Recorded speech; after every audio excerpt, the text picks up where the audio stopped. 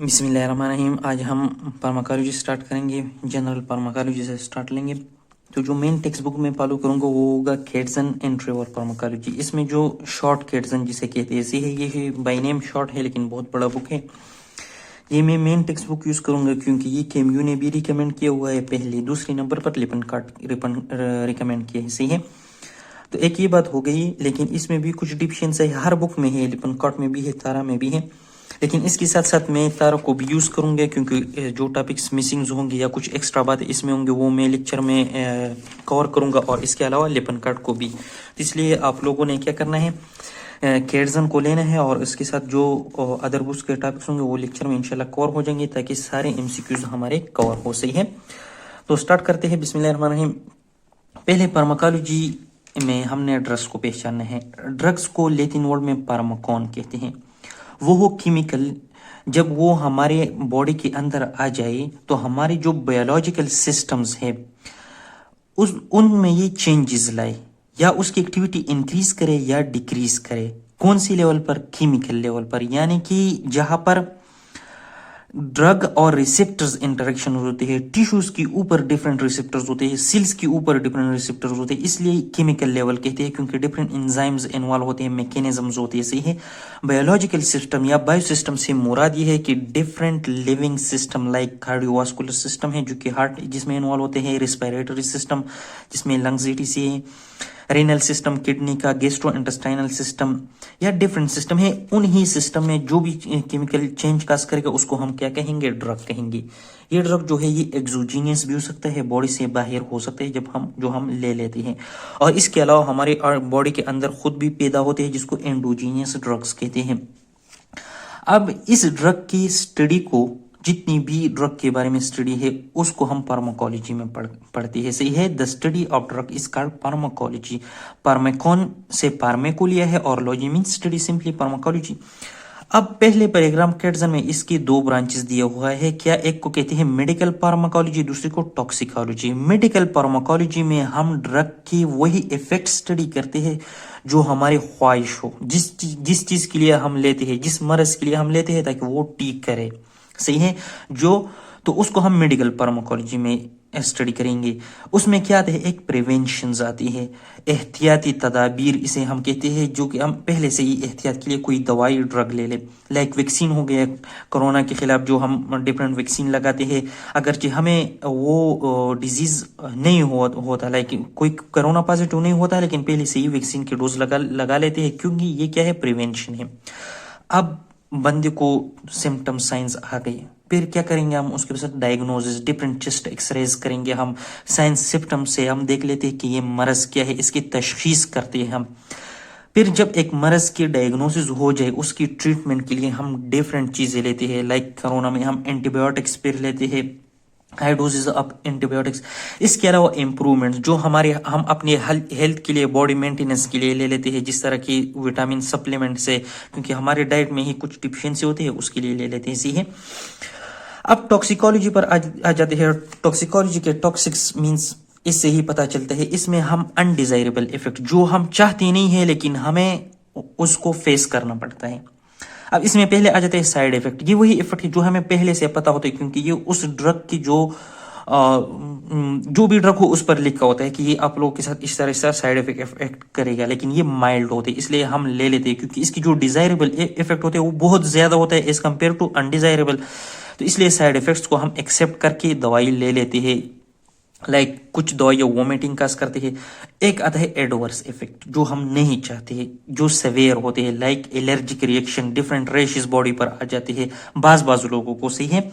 फिर एक आ जाते हैं टॉक्सिक इफेक्ट, मोर सीवियर, जिस तरह की हम कुछ ड्रग्स के साथ हमारे रिनल फेलियर हो जाता है, सही है, अर्गन फेलियर तक जाते हैं, इस तरह हम कह सकते हैं।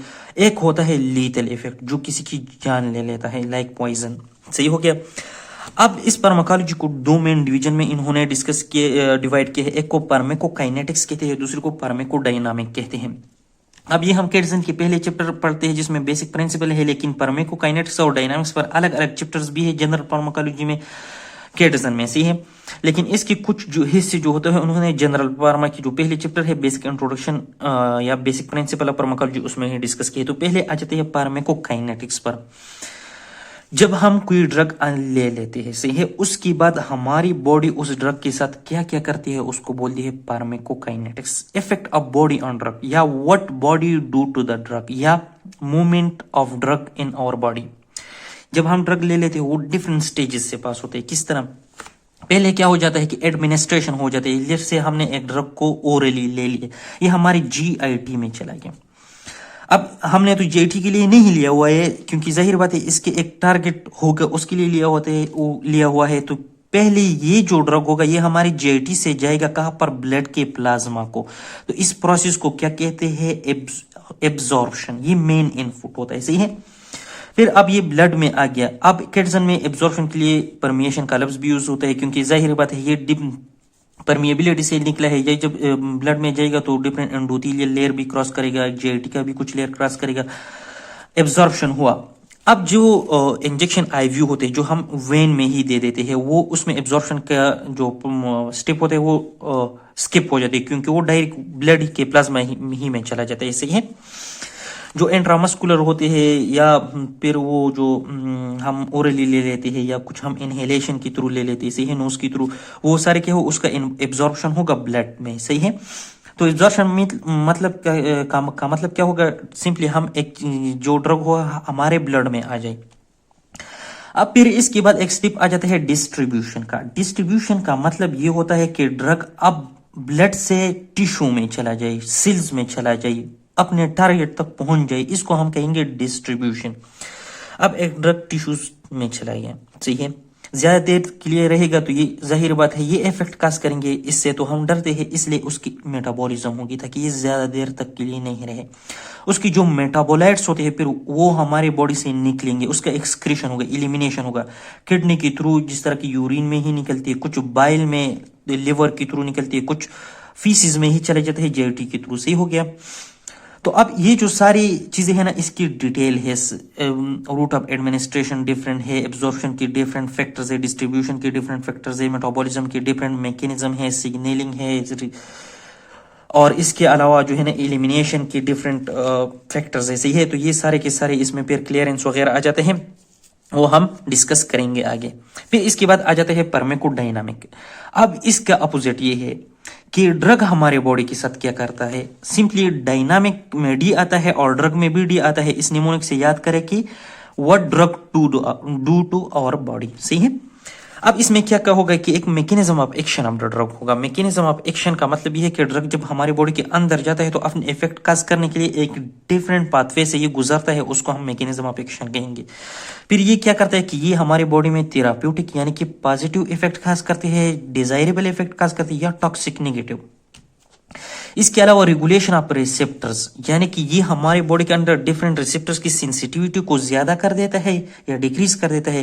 रिसेप्टर्स के साथ इंटरेक्शन, बॉन्डिंग, रिवर्सिबल बॉन्ड बनाता है, इरिवर्सिबल बॉन्ड बनाता है, या रिसेप्टर्स के साथ ही उसको एक्टिवेट करता है, इनएक्टिवेट करता है वगैरह।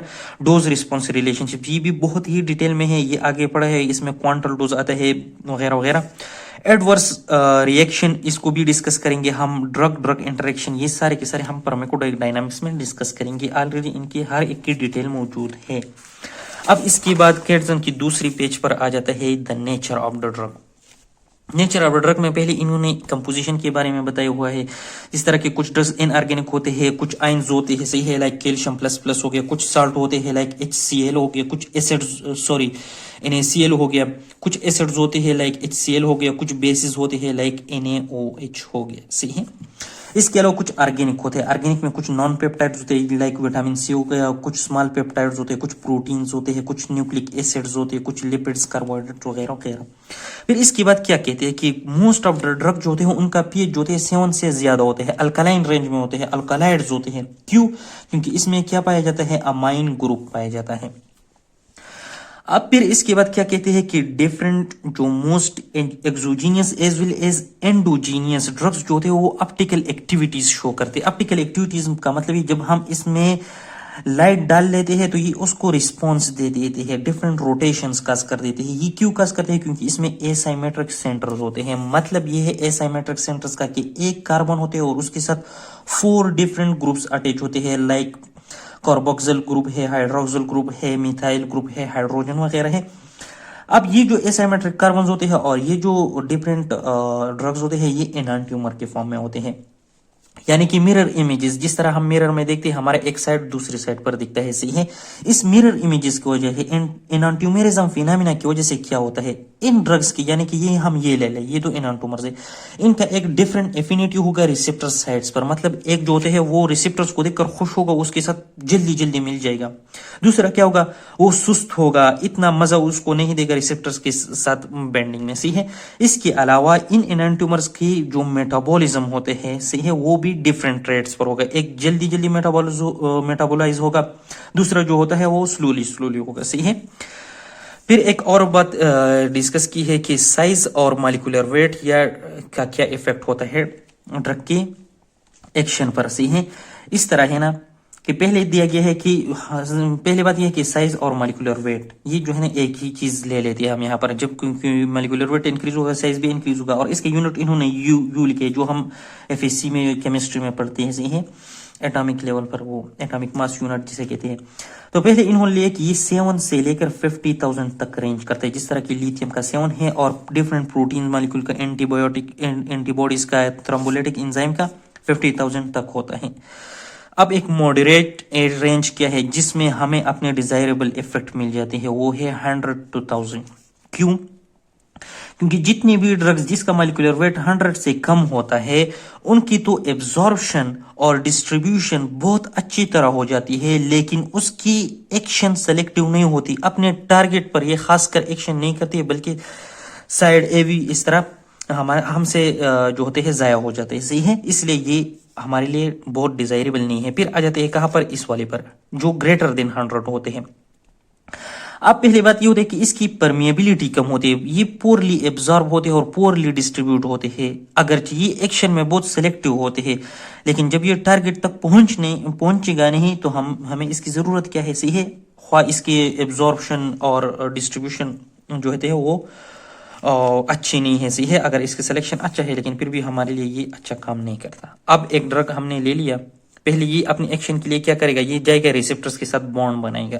वो बॉन्ड तो या बहुत ज्यादा स्ट्रांग हो सकता है, लाइक कोवेलेंट बॉन्ड जिस तरह इसमें दिया गया है। ये एक रिसेप्टर है, let suppose alpha adrenergic receptor है, इसके साथ ये एक ड्रग आ जाता है, ये सही है। अब ये ड्रग जब आ जाते हैं, इसकी जो नाइट्रोजन ग्रुप होता है इस रिसेप्टर के साइड होते हैं, वहां पर उसके साथ जो होते हैं कार्बन के साथ एक इलेक्ट्रॉन शेयरिंग कर देते हैं, कोवेलेंट बॉन्ड बनाते हैं, और ये इस तरह स्ट्रेट लाइन पर डिनोट होता है, सही है। तो एक ही हो गया, ये इरिवर्सिबल होता है, ये जुदा नहीं होता, मतलब ये कि ये रिसेप्टर यहाँ पर इस तरह फिर रहेगा।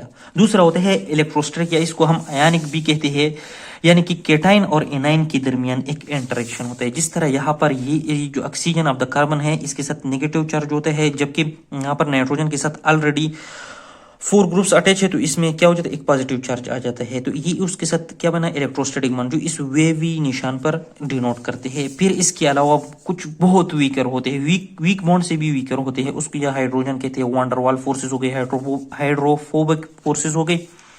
जिस तरह की यहाँ पर ये एक इलेक्ट्रोनेगेटिव ऑक्सीजन है और ये क्या है, हाइड्रोजन है। जाहिर बात है इलेक्ट्रोनेगेटिव एलिमेंट और हाइड्रोजन बर्निंग ही बनाएगा, तो इस तरह डैश लाइन पर हम डिनोट कर देते हैं। तो ये क्या हो गया, बॉन्डिंग हो गया। अब ये हमारा पहला लेक्चर था, इंशाल्लाह आगे लेक्चर कंटिन्यूसली आएंगे। स्टे ट्यून और काइंडली इस चैनल को सब्सक्राइब करें और दोस्तों के साथ शेयर करें अगर आपको थोड़ा सा फायदा हो। अल्लाह हाफिज।